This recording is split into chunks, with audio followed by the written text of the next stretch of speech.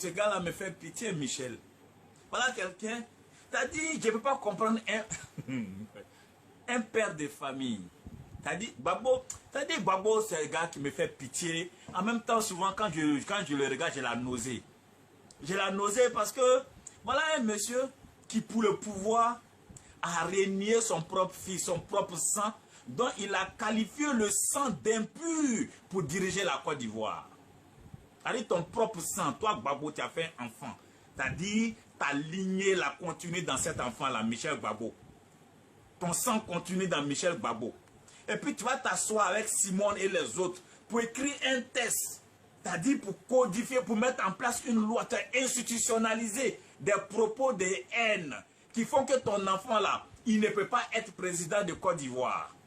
Tu vas écrire ça et puis tu demandes à tes gens de voter ça pour écarter toi-même ton enfant en considérant qu'il n'est pas suffisamment pur pour diriger le pays que toi tu as dirigé. Ça, c'est ce qu'on appelle un père indigne. Depuis des siècles, les gens à travers le monde, les rois vont se marier. Le roi de France va se marier en Norvège. Le roi de ceci va se marier. Le roi d'Angleterre va se marier en ceci. Leurs enfants viennent diriger le trône. Peu importe là où la femme vient, où tel vient et autres, mais ils dirigent le trône dans la continuité de la lignée. Ils ne disent pas que c'est un sang impur. Mais toi, Laurent Gbagbo, tu as considéré que ton propre sang est tellement impur.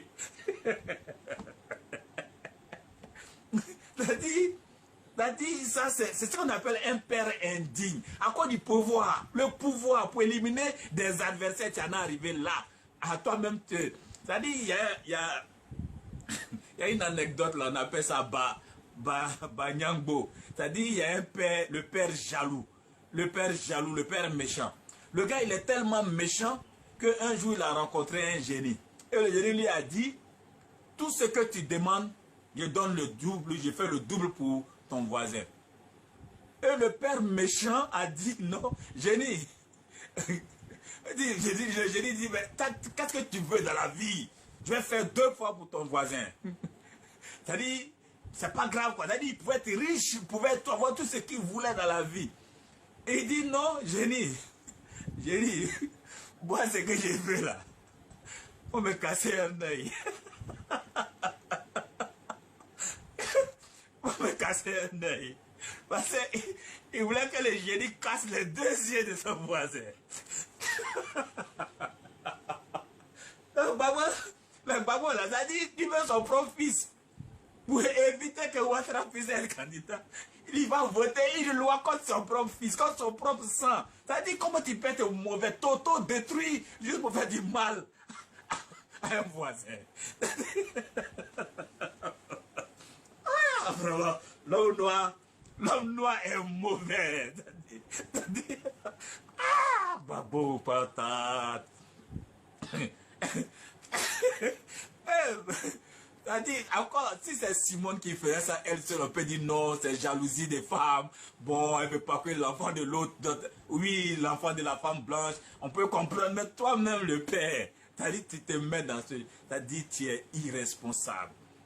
Bon, vraiment, c'est pas la peine.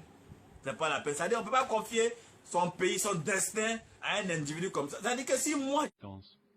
Du temps de Bédié, ce concept a été essentiellement manipulé par les intellectuels et tous les idéologues proches du clan Bédié, mais on n'avait pas eu le sentiment que ça avait atteint la large masse. Avec le général Robert Gueye, c'est-à-dire donc après le coup d'État du 24 décembre 1999, et précisément en février, au moment de l'élaboration de la nouvelle constitution, qu'il y a eu véritablement effervescence autour de ce concept et qu'on s'est rendu compte que l'ivoirité avait atteint les larges masses. Plus de cela, je dis, qui a manipulé le général Gueye quand il était aux affaires? C'est Laurent Gbagbo. Tous ses conseillers militaires, juridiques et autres étaient du FPI. Et nous avons quitté, après 4 mois, nous avons quitté la transition militaire parce que nous n'étions plus d'accord avec la manière dont les choses se faisaient. Moi, je voulais une transition démocratique. Eux, ils ont organisé une transition manipulée. Ils nous ont exclus de l'élection présidentielle. le président Bédié et moi. Il sait bien que si nous avions été candidats, il n'aurait jamais été président de la République de Côte d'Ivoire. Avant même qu'on ne rédige la Constitution, certains membres de la société civile sont réunis pour dire non seulement le président doit être un président ivoirien de naissance, né de parents et même ivoirien de naissance, mais il faut que son épouse soit même ivoirienne et ivoirienne de naissance. Et c'est dans cette atmosphère-là que nous avons fait la Constitution. Ce n'est pas tout. Deux positions s'affrontent. Selon la première, pour être candidat, il faut être ivoirien de naissance, mais aussi être né de père et de mère, eux-mêmes ivoiriens de naissance. Selon la seconde, un peu moins exigeante, il faut être ivoirien de naissance, mais il suffit d'être de père ou de mère, eux-mêmes ivoiriens de naissance. Moi, je me rappelle bien, quand j'ai présidé la sous-commission Constitution, quand j'ai dit, il faut être ivoirien d'origine, né de père ou de mère, mais dès que j'ai dit, j'ai mis le mot « ou », c'était impossible, la salle a explosé pratiquement. C'est donc le « et » qui a prévalu. L'ivoirité est devenue un concept partagé par une large partie des Ivoiriens, ceux qui se disent ivoiriens à 100%, de souche multiséculaire. Mais une autre condition d'éligibilité a été imposée. Il faut ne jamais s'être prévalu d'une autre nationalité. Il s'agissait d'éliminer quelqu'un. Bon, c'est tout connu. Oui.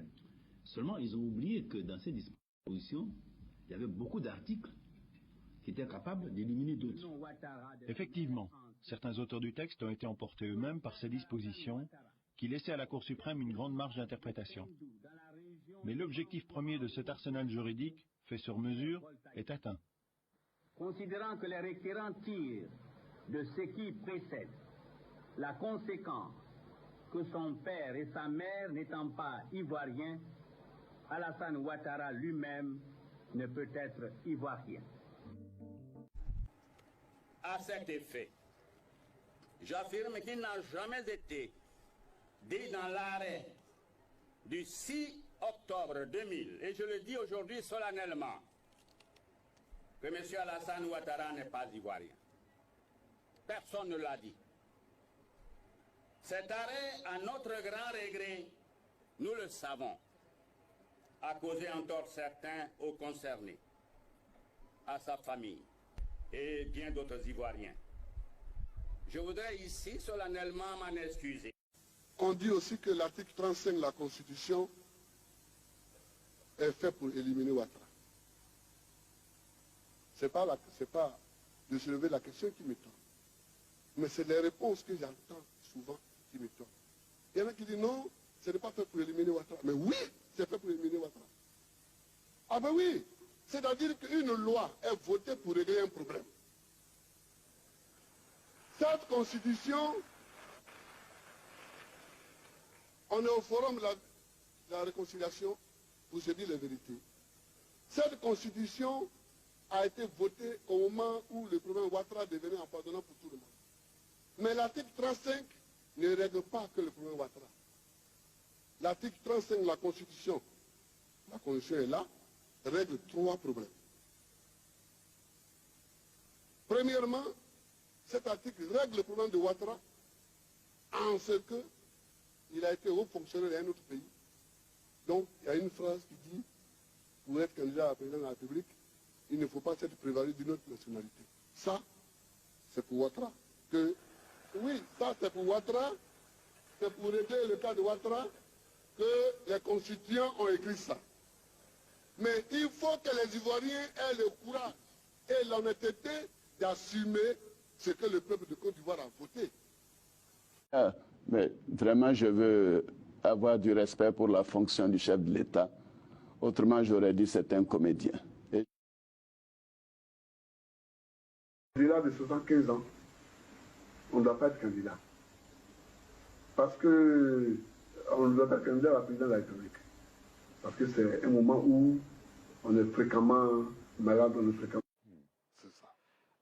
Il y a un autre sujet sur lequel vous êtes exprimé, enfin on a tous compris, c'est ce projet dont on parle de mettre une limite d'âge pour être candidat à la présidence à 75 ans.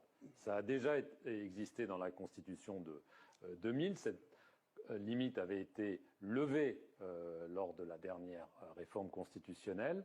Et il se dit qu'on pourrait la rétablir, ce qui ferait que Alassane Ouattara, Henri Konan Bédié et vous-même ne seriez pas en mesure de vous présenter, si vous le souhaitez, à une prochaine élection présidentielle. Je suis contre. Et... Parce que vous considérez que c'est une façon de vous éliminer? Non, je trouve que c'est ringard. Je trouve que c'est ringard. Dans un pays civilisé où on est bien élevé, on ne limite pas, on n'élimine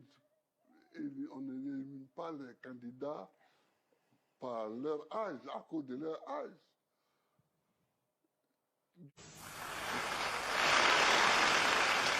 Quand on n'est pas courageux, on ne fait pas la politique.